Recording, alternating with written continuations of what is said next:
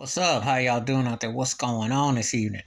The video gonna be about Ice Cube, and this one is his beef with the NBA, and he's got twofold. Um, because they're trying to mess with the big three.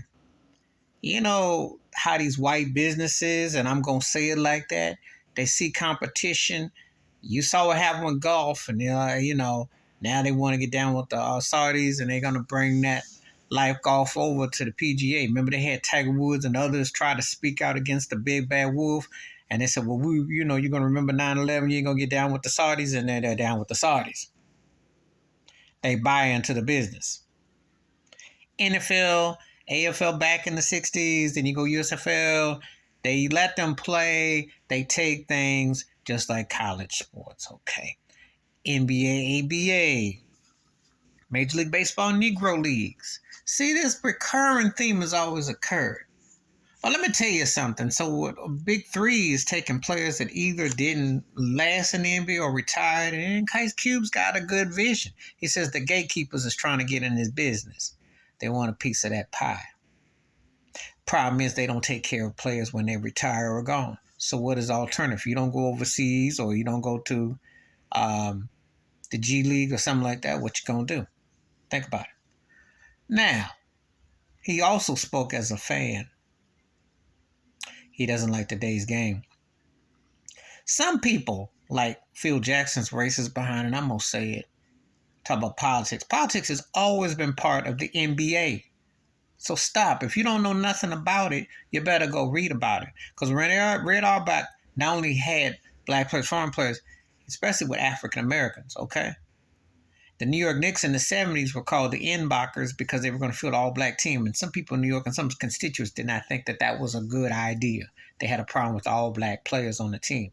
And until a lot of recent last 30 years, until they had the crossover appeal of a Magic Johnson, until they had a real crossover appeal of Michael Jordan, they just didn't really find that too acceptable. They did not like that hip-hop aura that was going on. And then when they had the slam contest, so they tried to subtly bring some street aspect, but you remember how they whited out Allen Iverson? Let's never forget that. Things that they did not want. Send you to charm school, PR school, and cover your flaws away. Now, my biggest problem with today's NBA is that's not American basketball. All due respect to Jokic. Great player, one of the greatest ever. Same thing about Giannis. And I'm not arguing about their skill set and how great they are. Joe Embiid, MVP, okay, and Luka's coming on. However, they have done a disservice to American-born basketball players. And they have done a disservice to the analytics and try to find everything to take the game away from cats that come over from here. It's not saying if you ain't bad that you come over, but you got to earn your keep, not push the agenda. The agenda is EuroLeague ball. They purposely took out the centers. They purposely taken out different things. They've made it more into a business conglomerate. But before people point all the fingers at Adam Silver, it was actually David Stern's ingenious idea, if you see foot, because he felt so bad. But the foreign teams was getting their behind toe up by the Dream Team in 92 and onward, that he said, let's kind of have a little sympathy and bring them over. And don't get it twisted. Dirk Nowitzki earned his stripes. Pepovic, the one who died, who played for the Nets, earned his spot. And one of the guys I always wish I could have seen in his prime was Arvydas Sabonis. You know, his son plays for Sacramento. Arvydas was a bad cat. So there are cats I will give it to. I don't have no problem if you come over and you can play and you play. I have a problem with the way they rule and regulate the game. Because they have made it into a three-point contest.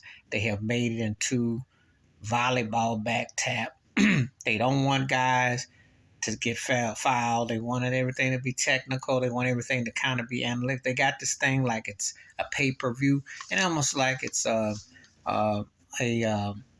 on the game. It's almost like a fantasy, the way they got it going on. Hey, you get 20 points, you get 20, like it's an Oprah card deal. I don't know what kind of basketball this ain't the NBA, I know.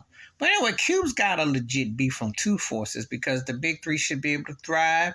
I do watch the big three, and I give him props on it. And he's right about how soft and embarrassing this game is. But again, the NBA has always been a political agenda because it's the only league that will openly have black superstars and players and stuff as coaches. No ownership for Michael Jordan, so that's tokenism, but he had to crack multiple billions.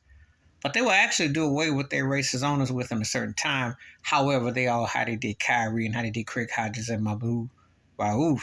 So they're open book with how they do. But they've always been political. So I don't hear nothing about people talking about woke or nothing because it has always been a political agenda. And most of the coaches, or all the coaches, are successful that have went more multiple rings and that you at higher standards are white. So did I miss something?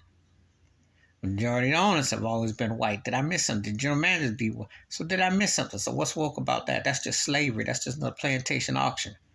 But what's hurt the game is how watered down it's gotten. To it's soft like a tissue paper. And that's hard to make it watchable. But Q got a legit point about the game and about his business. Please select subscribe, book thoughts, comments, and I do respond. Thank you. Wash your hands, keep your mind clear, watch out for another sheriff if you want to, and I'm out.